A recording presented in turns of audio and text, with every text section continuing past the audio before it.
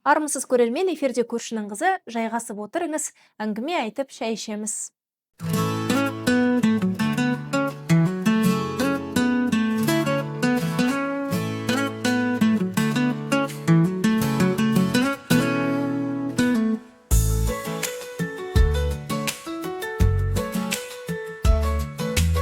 Біртұтас халық боп, халықаралық олимпиадада Михаил Шайдоровқа жанкүйер болдық.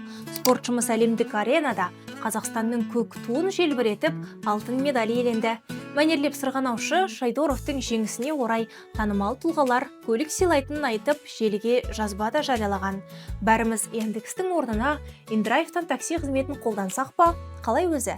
Себебі компания басшысы Арсен Томский олимпиада чемпионы Михаил Шайдоровтың әкесіне автокөлік сыйлайтынын мәлімдеді. Арсен Томский Михаилдың жеңісі бүкіл ел үшін үлкен мақтаныш екенін айтты.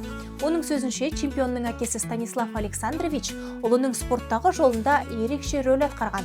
Тіпті кезінде баласының арманы үшін өз көлігін сатып жіберген екен. Енді сол еңбектің өтеуі ретінде кәсіпкер оған Audi Q8 тарту етпек. Айта кетейік, бұған дейін әнші Димаш Құдайберген де спортшы Шайдоровты жеңіспен құттықтап, көлік сыйлайтынын айтқан еді. Біздің спортшылар әлемді таң қалдырудан шаршамайды. Шахматтан да жақсы жаңалық бар. Бибісара Асаубаева 12-ші әлем чемпионы. Ресейлік және швейцариялық гроссмейстер Александра Костюмті жеңіп, ел мерейін үстем етті. Ол Forbes журналынан жарияланған ең жоғары табыс табатын әйел шахматшылар тізімінде үздік 10-дыққа енді. 21 жастағы спортшы 2023 жыл қорытындысы бойынша $110,000 астам табыс тауып, тізімде 7-ші орынға жайғасқан. Бибісараның бұл жетістігі тек шахмат әлемінде ғана емес, жалпы елімізде үлкен мақтаныш.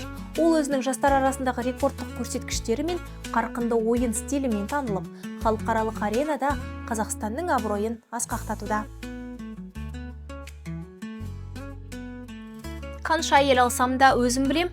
Желіде танымал әнші Рүстем Жүгінісовтің жеке өміріне қатысты даулы қауесет тарады. Тред желісінде Альбина есімді қолданушы оның тоқалының жазбаларын бөлісіп, көпшілікке күйеуінің бірнеше әйелі барын ашып көрсетті.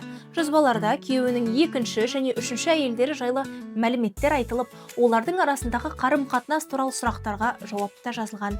Алайда Рүстем Жүгінісов бұл қауесетке қатысты өз пікірін білдіріп, жеке өміріне қол сұқпауын сұрады. Әйелдерімді санамай, аңдымай, сөз қылмай жүріңіздерші, қанша әйел алсам да өзім білемін деп жазды ол.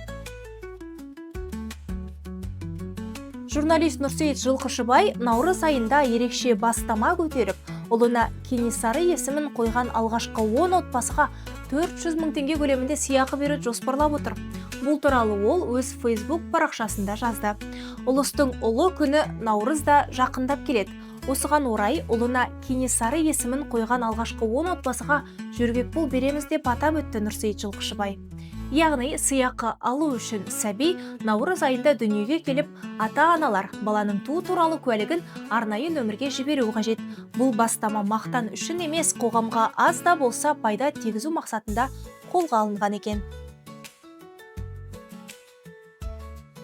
16 жасқа толмаған балалар әлеуметтік желіні пайдалана алмауы мүмкін. Бұл тыйым Ұлыбританияда енгізілмек. Жоспар бойынша балалардың әлеуметтік желілерде шексіз уақыт өткізуі немесе тәуелділік тудыратын функцияларды пайдалануы шектелуі мүмкін. Яғни желіде көп уақыт өткізетін балалардың әрекеті қаралады, бақылауда болады. Инста, TikTok сынды платформаларды пайдалануда шектеу қойылады. Бұл бастама әлемде қарқынды талқылануда. Мысалы, Австралия 16 жасқа толмағандарға әлеуметтік желілерге кіруге заңды түрде тыйым салған алғашқы ел болып, әлем назарын аударған еді. Ал Қазақстанға осындай тыйым қажет пе? Сіздің бала телефонға телміріп, қанша сағатын өткізеді? Пікірге өз ойыңызды жаза кетіңіз. Осымен көршінің қызы өз әңгімесін тауысты. Біздің арнаға тіркеліп, лүпіл басуды ұмытпаңыз.